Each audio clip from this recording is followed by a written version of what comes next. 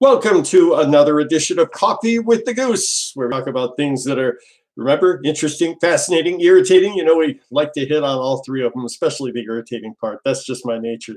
Hey, I'm the Goose. So glad you joined me again. Another special edition from Home Sweet Home, as we're all in lockdown because of the coronavirus. Everybody's being a little extra careful. That's understandable. Fear rules the day at this day and age. So I hope you're being safe and, taking good care of yourself. We'll start the way we always do with a good cup of Joe, my coffee. Yes, I do talk to myself. Thank you very much. My coffee, as you know, very strong, just like my opinion. Got some creamer in there to make it sweet, just like me. Mm. All right. Got a lot of stuff to talk about tonight.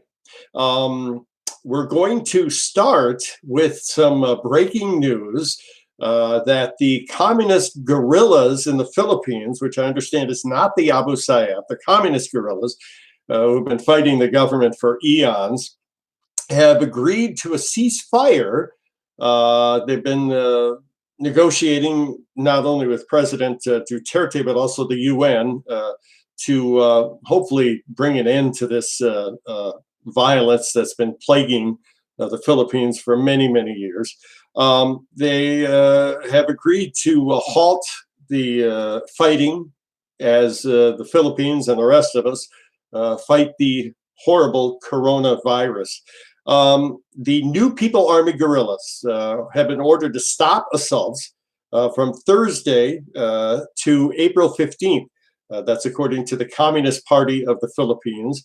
They've been battling the country for like 50 years or longer. President Duterte, when he took office, launched negotiations with the communist guerrillas in hopes of bringing all this to an end. It's been kind of a start and stop and hit and miss, but he has resolved that he will continue to try and reach an agreement with them. And wouldn't you know it, now that we've really hit tough times with the coronavirus, we start to see the best in people, and that includes our would-be enemies, the communist guerrillas. So really good news. Let's hope this holds for a while. Got a lot of other stuff to talk about, including Manny Pacquiao, of course, what he's doing to help out his countrymen and women, and got some very funny news. And we've heard all this before over the years. He's too old, or he can't handle this guy. He's too small for that guy. Stick with me. This is great stuff. Bob Arum opening up his mouth and saying a little too much, and Teddy Atlas too. So anyhow, we've got a couple of callers that we'd love to bring to the show tonight, and we're totally indebted to all you folks who watch the show on a regular basis and subscribe. Our first caller is Gigi. How are you doing, Gigi? Hi, everyone. Thank you so much for inviting me to come onto your show. I'm doing wonderful. I'm Good. in forced self-isolation, quarantine here in Kansas City, Philippines. Right now, tell me where exactly do you live again? I live in the largest populated part of Metro Manila, Okay. Quezon City. Right. Now, I'm so blessed to have you as our first caller. Not only because we love having you take part in our show, but you're very knowledgeable. And the first item we talked about, the ceasefire with the communist guerrillas. This is something you are well versed in. Tell me, educate us, if you will, those of us who don't know much about the communist guerrillas and the never-ending battle. It's not the Abu Sayyaf, is it? Not exactly. So what I know about the NPA, it is a rebellious group. This has been going on for many, many years. So I actually was born in the Philippines and I moved to the States for 17 years. When I came back, NPA is still going on. Mhm. And I think that they actually have this, of course, when the government changes, the leadership of the government changes, the NPA seems to be going for, of course, the opposite side of the aisle, and this is exactly what it is. So it's not exactly the Muslim. There could be some Muslim, in the NPA group, but right now they are against Duterte governance, and they are the one that organize the rallies and some popular universities in the country. Mm-hmm. They're part of it, and the leader of that particular group, the NPA, is not even in the Philippines. Okay. He's somewhere else.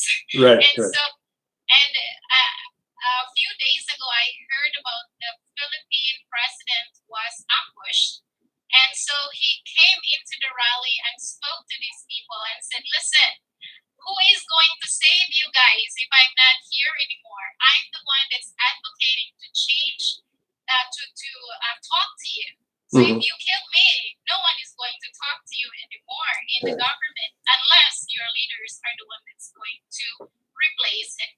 So these are the people that's really they're against the 85% of the Filipino that approves the governance of the Philippine president. Right. And so essentially they're not the Akusem, but they are against the government, or they're not necessarily against, but they have different advocacy. They care Right. about human rights. Yep. Because of the drug, war that the Philippine president has been on for many years now since he sat in the office, and he's very concerned about the drug problem in the country. And the NPA is essentially they want the Philippine government to care about human rights, and I think it's not a problem. Right. But maybe the way that they're going into it is sometimes going over the board. But right now, I can see that there is some sort of effectiveness, and they are trying to be efficient and trying to show that they care about the people too, not just their human right advocacy. Okay, let's just stop fighting because we are fighting for the crisis, the economic crisis, the health crisis, and the economic crisis in the country. So let's just not fight and kill each other while you're exactly. Goods over the Philippines. Yeah, and people should not have they should not have the wrong view of the communist guerrillas. I mean, obviously, I'm against communism. To me, that's the worst possible way to govern.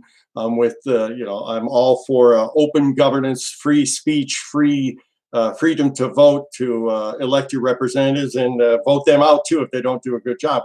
But having said that, they're not the devil. They truly care about the people. So they are a very large voice that needs to be heard. I think that is important to have some kind of check and balances. If the government, if you don't have the other side of the aisle really talking about the minority of the people that cares about a certain cause, then the government is just going to think they're doing the right thing, even if maybe they're going a little bit too much. Like flaring up the Philippine president, obviously, that's one thing that they really criticize. And, there are some devil and good thing in both sides, and I can see that this group they have something good to say. Yes. And they have negative things to say. But ultimately, remember that the president has 85% and above rating throughout his governance in the country. So that should mean something to a lot of these rebellious group. But I'm so, in a sense, it is important, to have them, because unlike the U.S. government, the way we select our president is different. We are the popular vote. Right. We're not electoral votes. So, correct. That is kind of very important to look into that, and I really appreciate having people in their side, but also being that we are in a crisis. This is important that they just not fight right now, because people need food. They need to be able to deliver medical supplies throughout the country, and so if they're gonna ambush those people, that's just not going to help the government or anybody in that sense. Right. Gigi, thank you so much for joining me, and it's nice to have somebody to talk to on the program that is well versed and understands the issues and is willing to share them with us. If you don't mind, I'd like to take a break and chat with you a little bit later on in the show. And I want to chat with another young Filipino who joins us. This gentleman is a resident of Canada. Edward, good to have you on the program. How are you doing, sir? Hi, Rob. Thanks for having me. Yeah, what part of Canada do you live in? I live in Manitoba right now. Right. Okay. How long have you been living in Canada? You obviously grew up in the Philippines, right? Oh, it's been Yeah. 2 years, 2 years now. What do you do there? Oh, I work in a restaurant. Okay. Excellent. Yeah, I came from the Philippines, yeah, by contract from the agency. And, yeah, so right now I'm applying for a permanent residency, and Good. yeah, Good for hopefully you. soon I will get the PR and Yeah. go from there. Outstanding. So, how is now Canada as opposed? Yeah, the coronavirus affects different countries and different areas in different countries so much differently. For instance, in the United States, New York is being hit very hard. My family and I live in Minnesota. It's not so bad here. What's it like in your area in Canada? Are people still very skittish or very nervous about this? Oh yeah, everybody I think is a little bit scared, although they may not show it. Yeah. But I do believe that everybody is scared with what is happening, especially we can't see through our own eyes what we're dealing with. So we just have to be really careful. And with your question, like things are for now doing good here in the north part of Manitoba. I'm in a little town here in Manitoba, and like 6 hours away from here in Winnipeg, I've heard that a lot of people are being infected already. Yeah. So in my own opinion, I was just a little bit concerned that maybe it is time for the little towns neighboring those cities which have a great number of affected individuals will shut down or lock down for a while. At least we have to sacrifice for the greater good, because I've been following the news and I've heard that Italy suffered and is still suffering a great loss. Yes. And I've heard that I have yet to verify that the Prime Minister said that the possibility of shutting down or locking down the whole country to prevent the spread of virus is really a big possibility. Yep. And yeah, of course, I would like also to talk about what's happening in the Philippines. Yeah. And as my co-contributor Gigi have said, what is happening in QC and how are the different mayors from the different cities are handling the situation. And if I may add, we here in Canada are a little bit saddened with some actions of the politicians and the leaders, like some are breaching the protocols of hospitals, and some are not acting swiftly to address the problem. Because even though we are far away, our families and loved ones are in the Philippines, and we are very much concerned. Where did you grow up in the Philippines? Oh, I grew up in different places because we've been renting. So I grew up in some of my younger years in Tondo, Manila, in Pasay City, in Quezon City, and in Pasig City. Okay. And when we talk about our leaders and our disappointment in some of them and our joy in others and how they're handling this, it's never been done before. And what I mean is, of course, we've seen pandemics and epidemics before, and we don't need to look back very far. The Spanish flu back in about 1918 or so, killed millions of people. But we didn't have the medical expertise back then, and they did not have the wherewithal to lock down borders. So it's nice to see in the United States, Trump is either love him or hate him, but he's doing a great job with the coronavirus. It's a very challenging feat. How do you think Justin Trudeau is handling this so far in Canada? Well, so far, from based on what the news, I think we should, or he should be more on the forward side of things. What I mean is, I think it's about time that we should start the lockdown. Yeah. Because, well, based on following the news, I think it is the only, or at least for now, it is the only proven effective way to address the problem. Like what I've seen in China, I think they have greatly reduced the affected individuals now, and I think they're on their way to going back to normal. And their problem right now is not the affected individuals in the country, but from outside the country now. So the turn of events and the improvement is great because of the lockdown, because of the sacrifice. Yep. And this is something we're going to tell our grandkids about many years from now, and it is frightening, but I think we're seeing, and Gigi, if you don't mind, I'll get back to you on this. We're seeing, unfortunately, we see a lot of celebrities still wanting attention. Oh, look at me, I either have it or I don't have it, I'm doing fine, and we really don't care. We have loved ones who are more concerned with. But one celebrity that I have always admired, not just because he's a great boxer, but he truly cares for his, as a senator in the Philippines, his constituents. He's a very loving and giving man. That's Manny Pacquiao. And Gigi, I'm sure you've heard that Manny has been stepping up, and his giving spirit continues. Yeah. Yes.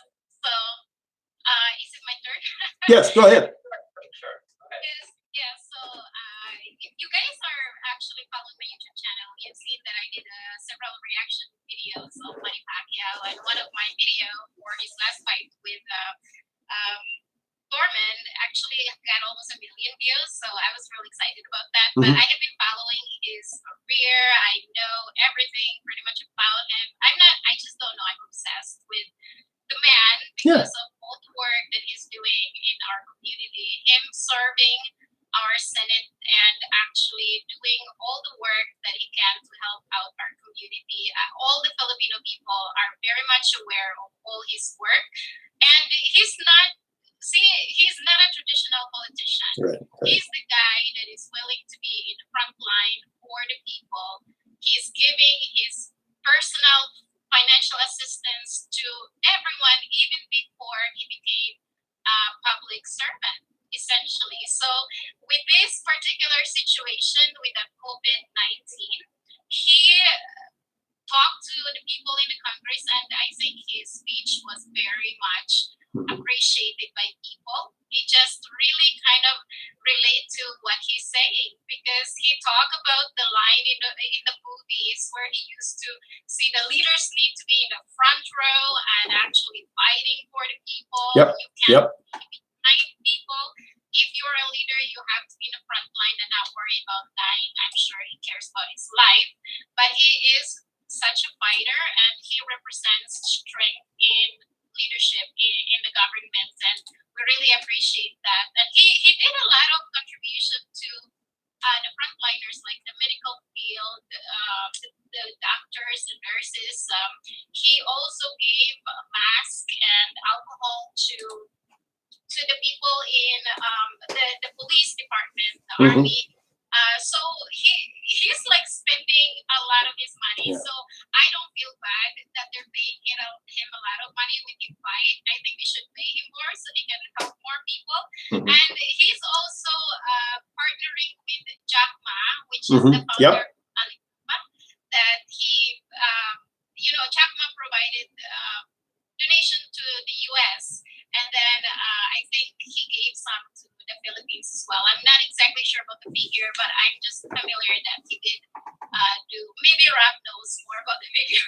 Well, and again, thanks, Gigi. Before we move on for a moment, what is your YouTube channel again? Love to check that out. So my YouTube channel is just my first name. It's Jegie. I don't know if you will like it too much. It's about fashion, pageantry, and then some Manny Pacquiao. Okay, we'll get my wife Raquel checking it out then. Okay. Say, ironically, we talk about stepping up and helping people out. It was just yesterday at work. We got into, because it's so slow at work, nothing's happening. We got into one of these very long, wonderful conversations about God and what and who God is and what he expects from us. And reminds me of one of the conversations Jesus had with, I think, one of the Pharisees.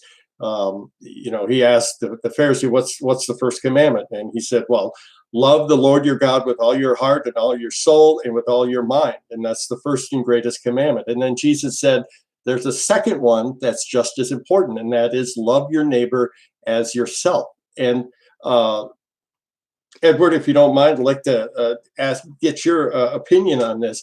And I've seen this, and I'm sure Gigi has as well. When times get tough here, and life is not as easy as it was. It's not so cushy. We see people, businesses too, stepping up and helping out people who need it. It's really a beautiful thing to see. And we all need to do our part, big or small, and help people out. Are you seeing a lot of that, Edward? Yeah, sure.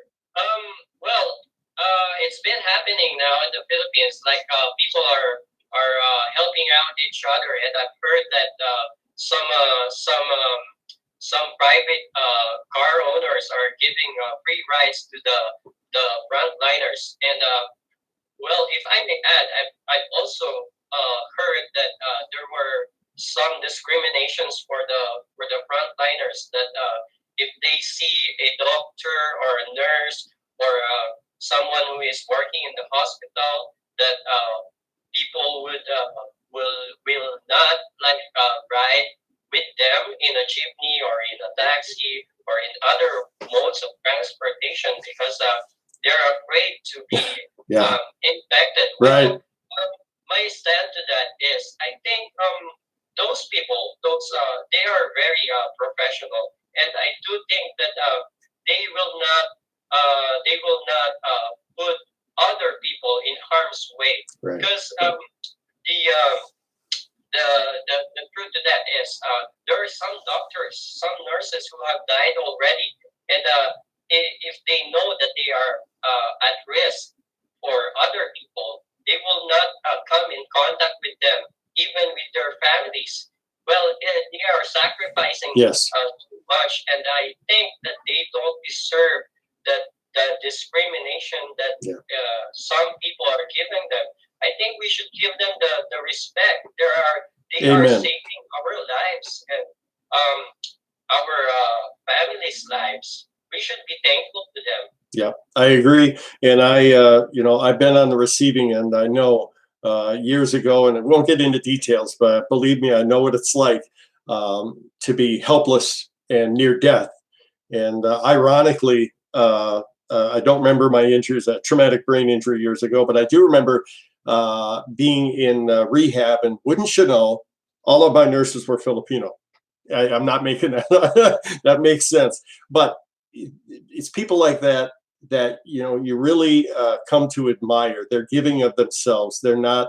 They don't look at their fellow human beings as less than themselves or not human. They're full of love and respect, and they fulfill that second commandment of Jesus: love your neighbor as yourself. Now, Gigi, you see a lot of that in the Philippines as well, I'm sure. The country, the country is known for loving, caring, not just in hospitals and clinics, but also among family members. Yes, so with the specific one, when he was talking about the discrimination, there were several kind of discrimination that really took place. Number one was that the Chinese students in the country that live here and study here right now, there are so many issues like that we've heard about. People are just like, oh, you're a Chinese, or even, some Filipinos are mixed Chinese and mixed Yep. Filipino. Sometimes they look like they're Chinese, and people are just like walking on the other side of the road because they look Chinese. And I think that's ultimately what I have to say about this is that people, in a way, are selfish. They always want to protect themselves before they care about other people. But in a times like these, we need to be more sensible and sensitive about, especially the ones who work in the healthcare industry, because like many people said, they sign up for this job, but they didn't expect that COVID-19 was going to happen, and this pandemic all over the world affected not only the Filipino doctors and nurses, but people from different countries. And we have over 2.3 million OFW all over the world, and majority of these people are in healthcare. We know that. Healthcare in aged communities like hospice, and healthcare as nurses and doctors as well. So it's not just the Filipino people, nurses and doctors. It's also the ones that are all over the world, and hopefully people are just more sensible and they're more careful about how they're handling it. But one thing that I can tell you is the government is trying to mitigate that kind of problem right now, because the Philippine president recently got special powers where he can literally do several things with that special powers. I don't know if you guys have heard about this. Yes. Most Filipinos have heard of it. He is able to consolidate, appropriate a certain fund to certain businesses, certain people, the workers, just to make sure that the frontliners are taken care of. I've heard that the doctors and nurses who died are going to get fund in order to take care of their families, and that is really important. I think that, as I said before, somehow the Filipinos have risen above the challenges, and I expected that because you guys are aware we have a lot of calamities, we have a lot of disasters in the country. We figured it out, and I think that the Philippine government sort of figured it out.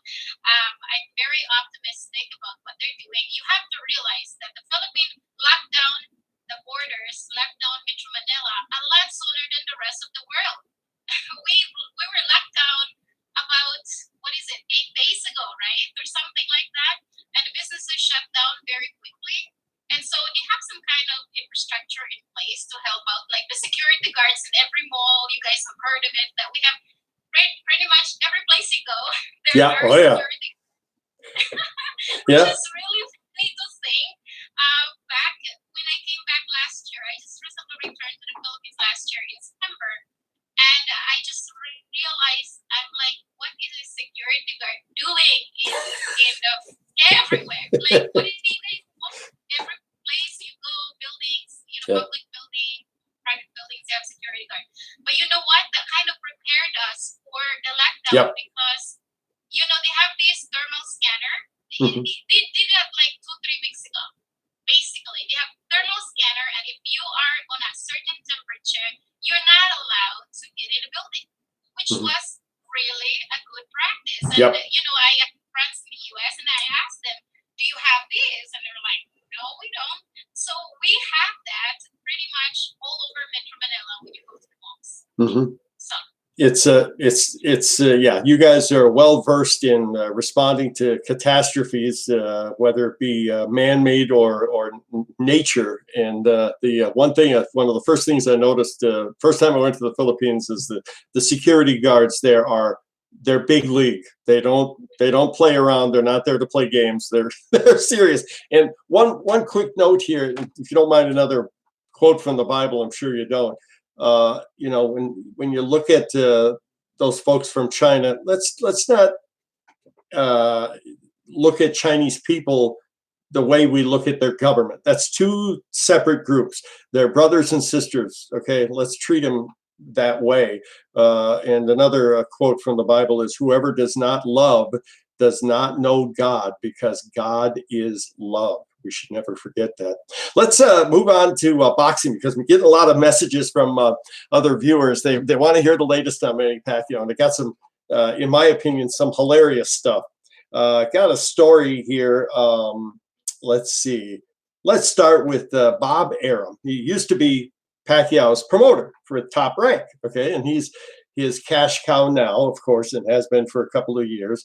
Is Terrence Crawford, great fighter, undefeated, and you know, there's been kind of a war of words. There's 3 championship fighters left in the welterweight ranks, and that's Pacquiao, of course, Terrence Crawford, who is with Top Rank, and then Errol Spence Jr., who is with Pacquiao with PBC. So it's Bob Arum. You know, he's been around a long time, but here's the quote. He said, speaking of Terrence Crawford, "Pacquiao doesn't want to fight him. Leave Pacquiao alone. He's an old man. He doesn't want to fight Crawford. He didn't want to fight him when I was promoting him. It's no disgrace. Pacquiao not fighting Crawford. Pacquiao is not competitive with Crawford. He's a great fighter, but he's not competitive with Crawford." Have we heard this before? I think we've heard this before almost every fight Pacquiao's had. He's too small. He's too old. He's just a brawler. You know, he can't handle this guy. Can't handle that guy. And what happens, Edward? He proceeds to beat the guy, to, you know, beat the tar out of him, and you know, he puts these people, shuts their mouth for now. Let's. What do you think? Can Pacquiao handle Crawford, Edward? Of course. I do think that Pacquiao right now can handle anyone, even if it is Errol Spence, Terrence Crawford. Well, as for Pacquiao's career, I think I heard that a lot of times, as you've said, Rob, that everybody that Pacquiao was against is saying those things. So it's not new to me to hear those words from Bob Arum. Yeah. Well, Pacquiao has proven time and time again what he can do, and he's been doing up to this time. So I have no doubts for my man, Manny Pacquiao. Yeah, and it's, forgive me, I had to open the door for my dog Cooper. He's really the one that runs the show here. You understand? But you know, I can understand Bob Arum saying these things. You know, he's a promoter. But if you're going to talk the talk, walk the walk. Let's set this thing up. We don't want to hear you talking if you're not willing to sign on the dotted line. You think he's ever going to do that? About Edward? You mean Bob Arum? Yeah, Mean, right. You mean Terrence Crawford or right, Bob Arum, who's really running the show over there? Do you think he's going to step up and do that? Well, I think it's Bob Arum is just trash talking. I think he meant the other way. I think he meant Terrence Crawford was too afraid of Manny Pacquiao. Maybe. If they both go together in the ring, he knows that it's the end of Terrence Crawford's career. And we've seen that before too. And now, Gigi, you've been following Pacquiao, I'm sure, as we all have, not just as a humanitarian and a senator, but you know, one of these great fighters. And we saw that his last fight with Keith Thurman. Thurman talked trash, and then he committed the ultimate sin, no pun intended. Yeah. I'm going to crucify Pacquiao, and it took Pacquiao 2 minutes to lay him on his rear end. Well, in fairness, he did do a good fight. If he fights Oh, yeah. again, I would watch it. Yeah, So, yeah. you know, but I mean, it's part of Bob Arum's job to Yeah. really talk trash. Right. I became fighting. I thought Manny was going to fight someone from Totally MMA. I don't know, you guys. There wasn't a talk about him fighting Yep. Rigger or something. But anyway, I feel like if he fought Crawford and he gets lucky, meaning Crawford gets lucky, punch him and knock him down, I guess, you know, he's going to say he's the greatest fighter of all time because he fought and boxer of all time, right? But Yeah. if he gets lucky, but if he gets punched first in the face, then well, we have Manny Pacquiao, and we would love to see that. That Yeah. Filipino will we support him. It doesn't even matter who he's going to fight. True. Filipino will watch the fight. Yep. They're going to sell it, and not just the Filipino that is in the Philippines, but also the Filipinos all over the world, Yeah. and the Mexican people. Remember, the Latino people, the Spanish people watch Manny Pacquiao. Yep. So there is money to be made if they're gonna talk shit, and if they're gonna talk like they are better than Manny Pacquiao. Good luck to them. Yeah, But good luck. Matter of fact, his fight against Crawford just happened to be on our anniversary, Raquel and I's anniversary. So we had a big crowd, of course, and it was loud and just a great time. We had a lot of fun with that. With this coronavirus, we're not sure when anybody's going to fight now, but we're looking at maybe July, I think Pacquiao said, and that ironically is when Errol Spence Jr. said he's going to fight again. So who knows? Who knows? Maybe all this time waiting will be worth it. One other story I ran across, and that's this guy drives me crazy. That is, here I got it written down. Teddy Atlas, the trainer. On one, you never know what you're going to get with Teddy Atlas. He defended Pacquiao when he was robbed against Horn in Australia, but then he was Timothy Bradley's coach when Pacquiao beat him a couple times, and now he's saying, and we've heard this before too, and it's so much nonsense. Teddy Atlas said Pacquiao is more of a cheater than Tyson Fury. He says he refuses to accept drug testing, which is not true. He's never tested positive for drugs. Edward, have you heard about this? And what are your thoughts? Oh, absolutely not. Manny Pacquiao has never been a cheater in his whole life. Yeah. Well, I've never heard of any test that Pacquiao did not do. Right. Well, yeah. It's just I don't know where Teddy Atlas get that news from, but no, Manny Pacquiao is not a cheater. No. He has proven it so many times. No. Maybe Bradley it. Look at his body. I don't know if he's on steroids or something. Well, Manny Pacquiao is not. No. And I kind of understand when people say that because, well, for a couple of reasons. Number one, Pacquiao has won championships in 8 different weight divisions. Well, it has to be cheating. Nobody could do that. Well, yeah, he could, and he did. And whenever somebody is that good and nobody can handle him, well, he must be cheating. He must be on steroids. Well, no. I think Pacquiao jokingly said, my PEDs are balut and rice and fish. That's it, but to those people who say, and they're not correct, Pacquiao is a cheater, I have 5, and there are many more, welterweight fighters who were caught cheating. Shane Mosley, who Pacquiao beat. Eric Morales, who Pacquiao beat. Floyd Mayweather, before the Pacquiao fight, remember? Right. Yeah. Andre Berto and Canelo Alvarez. They're all cheaters, but you don't hear that. Yes. You forget about Margarito. Oh, that's right. Antonio Margarito, you're right. Who Pacquiao made retired him too. So it's fun. But we don't talk trash. We don't do that. Let the other people do that. Yeah. It's all Well, actually, I have something to say about Atlas. Like, I think he's trying to keep himself relevant because every time that there is Manny Pacquiao's fight, he always has something to say. Sometimes he likes the idea. Sometimes he's excited to watch it. And then when he wins, oh, that's why he won. Because he was, he should have done more testing. Like, okay, we know you like him. You can't believe that he's the greatest boxer of all time. Well, personally, I think so. I think so too. Yes, but that is so normal for people that want to stay relevant to talk negatively someone who's doing so well, just so he can have a better views on her YouTube channel or something like Yeah. that. So, I'm going to read some quotes here from some other folks that are chatting. Jay Knight Slayer says Crawford is overrated. Winging It Tracy says you can vote your way into communism, but you have to shoot your way out of it. But that's he also Tracy says Bob the Troll.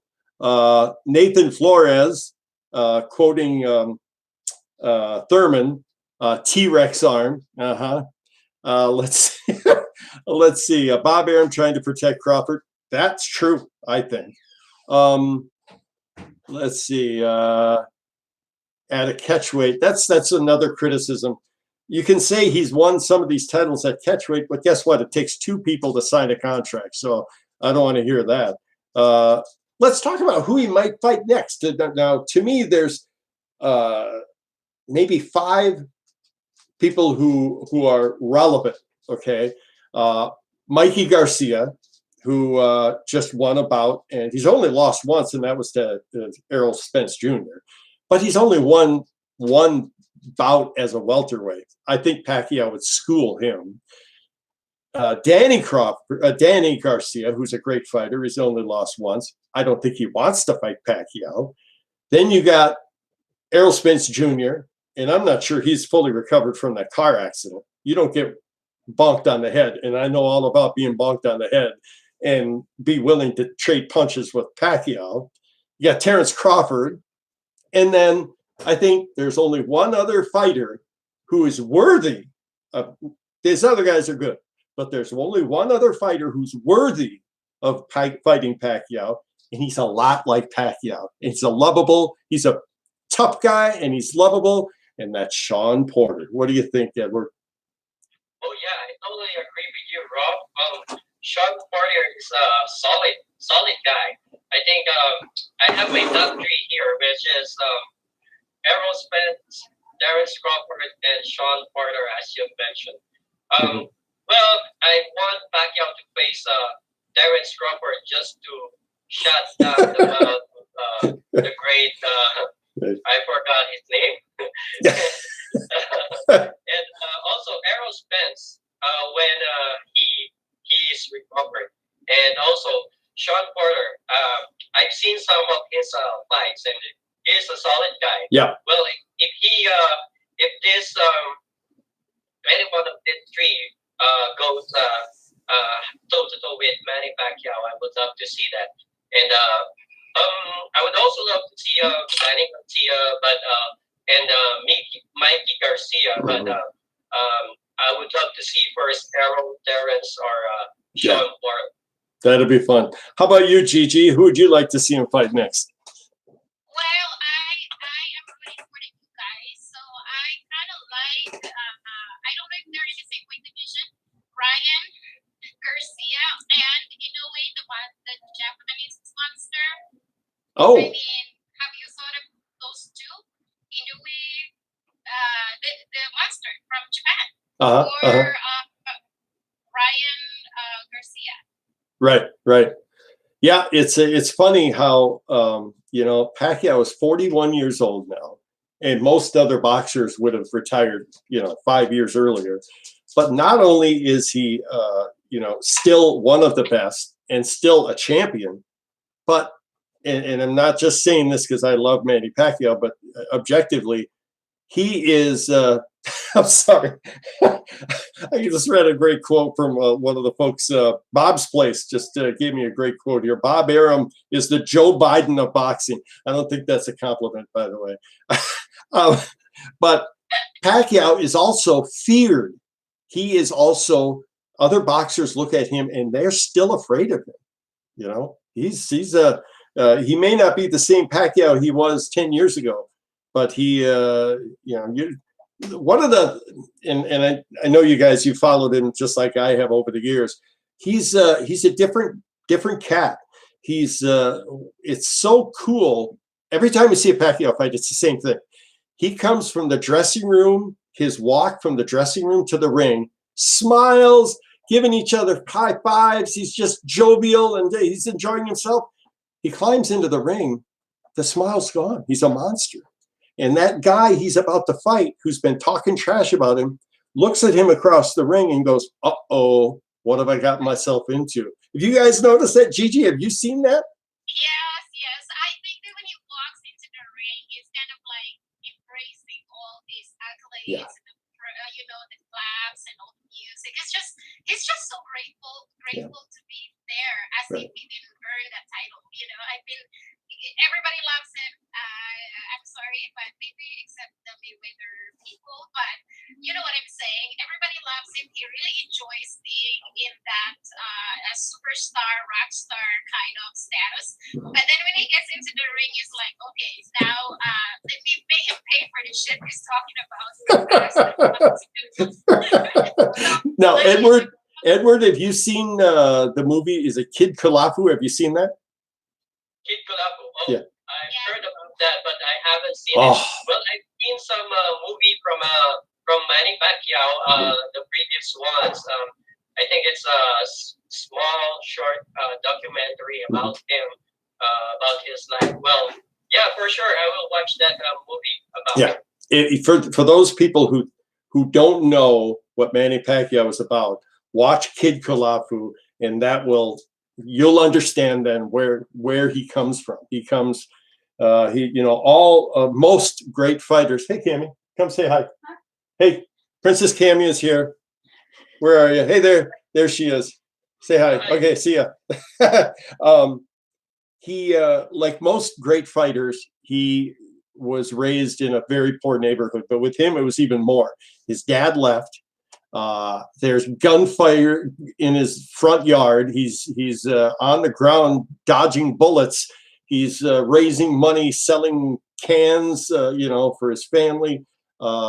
Here's a guy who's seen it all. He's been through the tough times. And okay, hang on there, Edward. I hold that up again so I can see. What were you holding up? Oh yeah, go ahead, Edward. My bad. Yeah, if I may add to that, I came from the same province as Manny Right. Pacquiao. I came from Mindanao. I'm in South Cotabato, and it's just a neighboring from Manny Pacquiao's original place. Well, yeah, 1980s was the time where the rebellion is pretty much intense in the Mindanao area. And Manny Pacquiao came from humble beginnings, and so many other fighters that didn't get the same status as Manny Pacquiao is, and we all look up to him and what he's doing right now.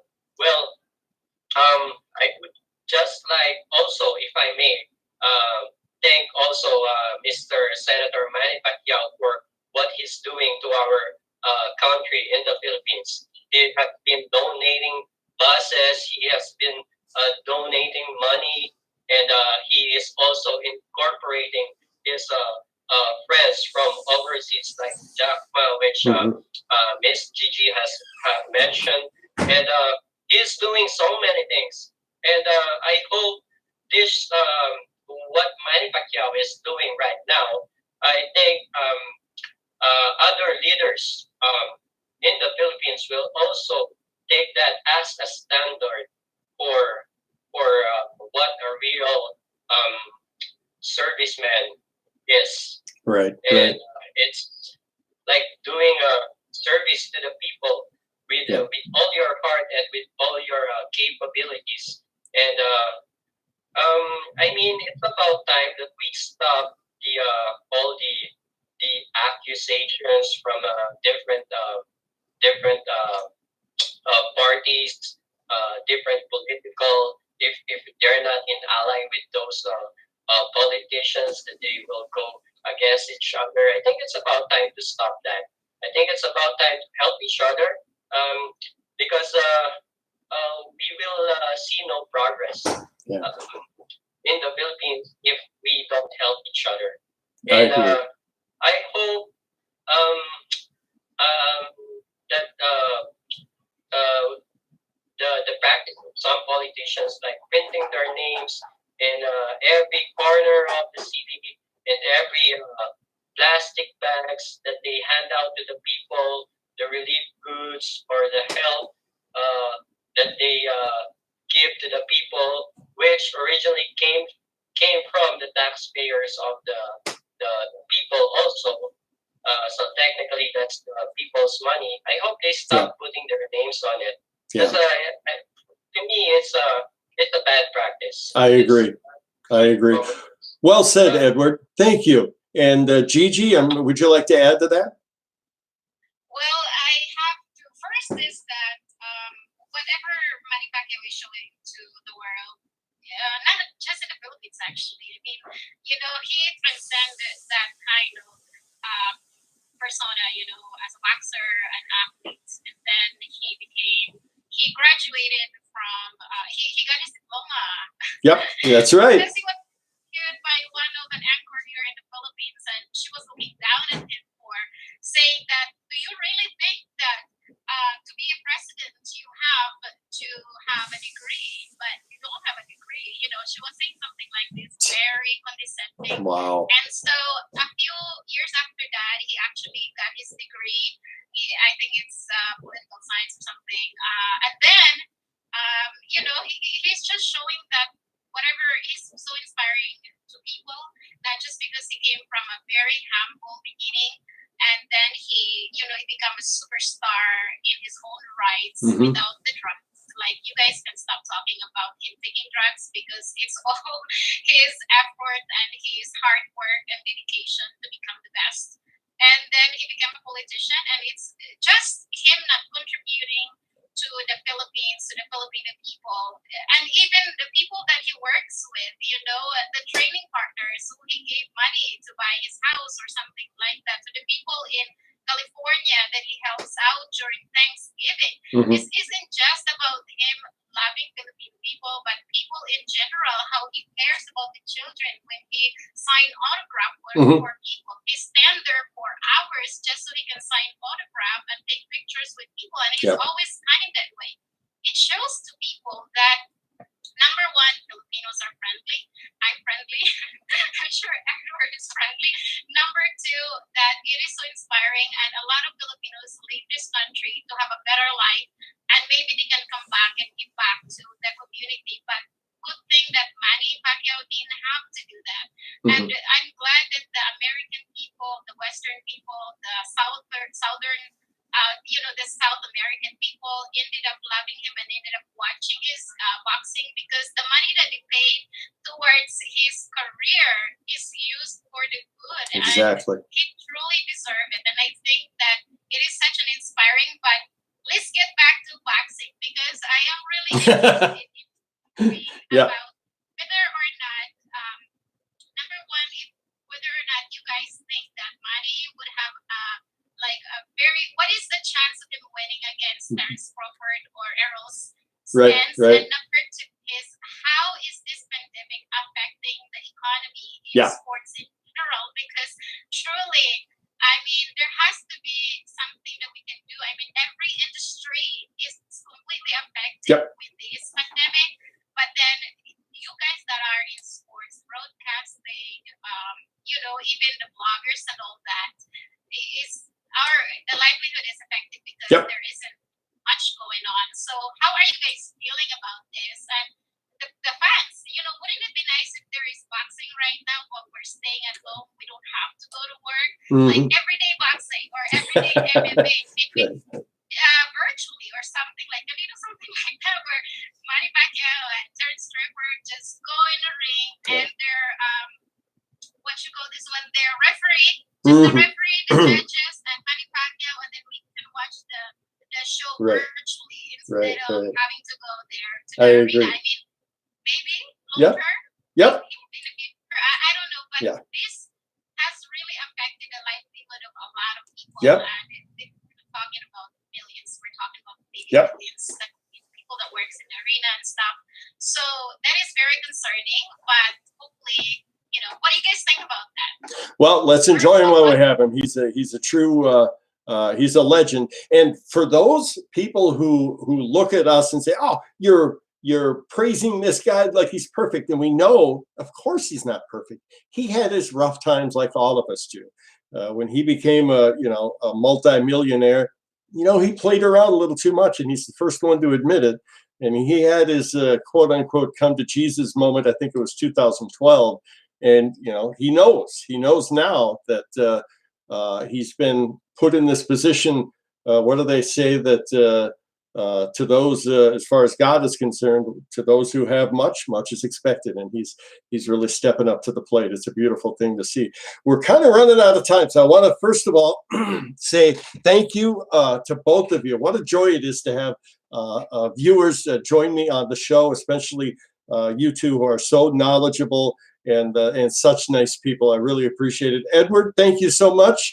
My Canadian Filipino brother, you take care.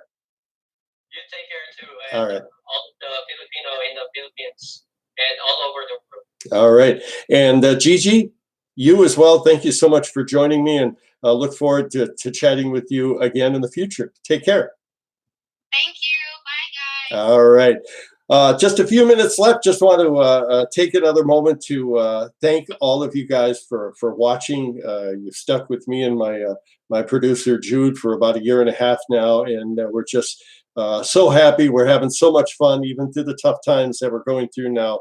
We'll stick it out. We're all in this together, no matter what country you're in. It's time to, like I said earlier, love one another, help one another.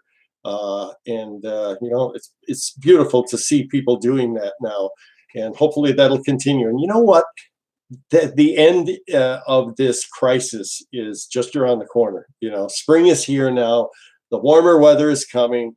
The crisis, the virus will come to an end, and it won't be long. And before you know, we'll be back on our feet, all working and enjoying each other's company. And I'm excited for another beautiful summer, and maybe another Pacquiao fight before we know it. All right.